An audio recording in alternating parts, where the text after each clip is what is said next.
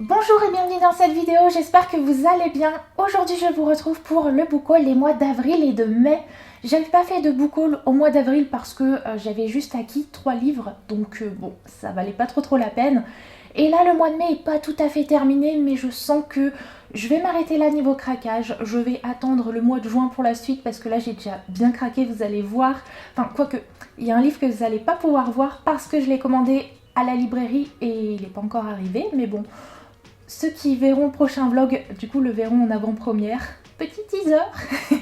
Et puis bon, bah pour vous, si jamais vous regardez pas les vlogs, faudra attendre le prochain book haul.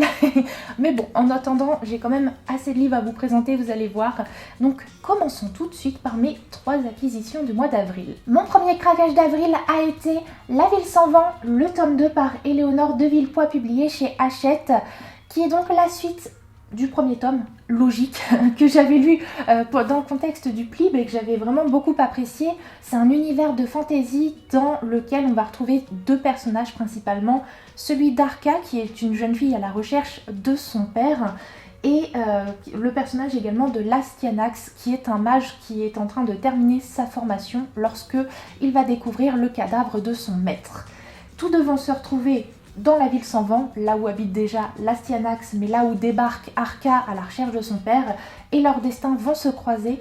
Et cet univers est vraiment bien, et du coup il me tardait de retrouver ces 2 personnages et d'avoir la suite et fin normalement, parce que je crois bien que c'est une duologie, mais ouais, vraiment, je veux avoir la suite de ces aventures. Est-ce que ça vous étonne ? Je ne pense pas. Bien évidemment, j'ai craqué pour le tome 6 de la saga des 7 sœurs, La sœur du soleil, de Lucinda Riley, publié chez le Livre de Poche.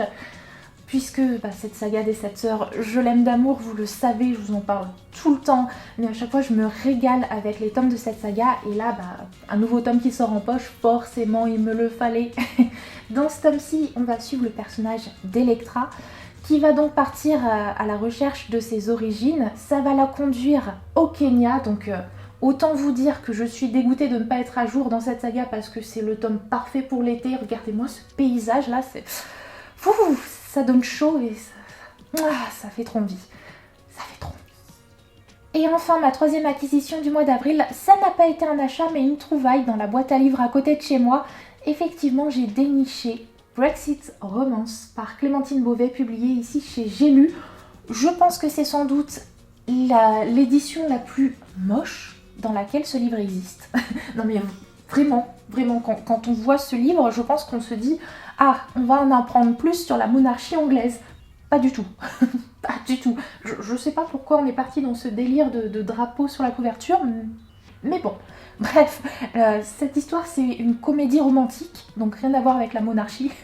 C'est une agence matrimoniale qui va en fait faire le pont très discrètement entre français et anglais, puisque Brexit arrive à cette époque du roman et du coup faut s'arranger un petit peu autrement pour pouvoir quand même former des couples. Donc voilà, ça a l'air assez drôle, assez rafraîchissant, puis connaissant Clémentine Beauvais, je pense que ça peut être vraiment sympa quand même. On passe au mois de mai et avant de parler roman, parlons tout d'abord manga et vous allez voir, il y a 0 surprise à ce niveau-là, vous me connaissez, vous vous doutez déjà des mangas pour lesquels j'ai craqué, vous me voyez venir à 10 km. Bien évidemment qu'on va parler de Clamp, avec tout d'abord le tome 9 de Cardcaptor Sakura, le tome 9 du Clearcard Arc qui est sorti chez Pika Édition, la suite des aventures de Sakura, que je n'ai toujours pas lu et j'ai trop hâte parce que vous savez que j'aime beaucoup et Sakura, bon, c'est un peu ma Madeleine de Proust, j'aime depuis que je suis toute petite. Et puis craquage également pour le tome 7 de la réédition de Chobit, également publié chez Pika Édition, et aussi avec une carte collector, cette fois-ci elle n'est pas spoilante donc je peux vous la montrer. Donc voilà, trop bien. Celui-là par contre je l'ai relu. Il a pas fait long feu dans la palle. J'avais trop hâte de retrouver l'univers de Chobit, surtout qu'on approche de la fin. Là il reste plus qu'un tome et ça y est, c'est fini pour cette relecture. Donc les Chobit aussi, c'est vraiment une découverte qui est juste trop bien. Parlons maintenant de mes craquages romans du mois de mai. Alors autant j'étais persuadée de craquer au mois de mai vraiment bien comme il faut, et c'est d'ailleurs pour ça que au mois d'avril j'avais été très raisonnable, autant les livres sur lesquels j'ai craqué en ce mois de mai, finalement c'était pas du tout ceux que j'imaginais à la base. mais c'est pas grave. Donc pour commencer, j'ai craqué pour ceci, qui n'est qu'une jaquette, certes, mais la jaquette de ce livre-là. Grisha, regarde-moi ça, regardez-moi cette beauté. Donc Grisha de Leigh Bardugo, publié chez Milan, qui a le droit à cette réédition juste trop canon. Ouais, je ne pouvais que craquer, d'autant plus que la série Netflix qui adapte donc Grisha est sortie, ça m'intriguait beaucoup, mais j'avais l'impression que l'univers était quand même un peu compliqué à comprendre, donc quoi de mieux que le roman pour m'aider à avoir les bases, et quoi de mieux que cette sublime réédition.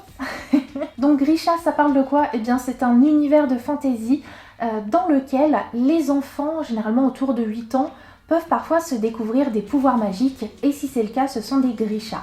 Et nous, on va découvrir Alina, qui est une jeune femme, qui va se découvrir des pouvoirs magiques, mais à l'âge adulte. Donc pourquoi ces pouvoirs ne sont pas apparus plus tôt? Qu'est-ce qui s'est passé?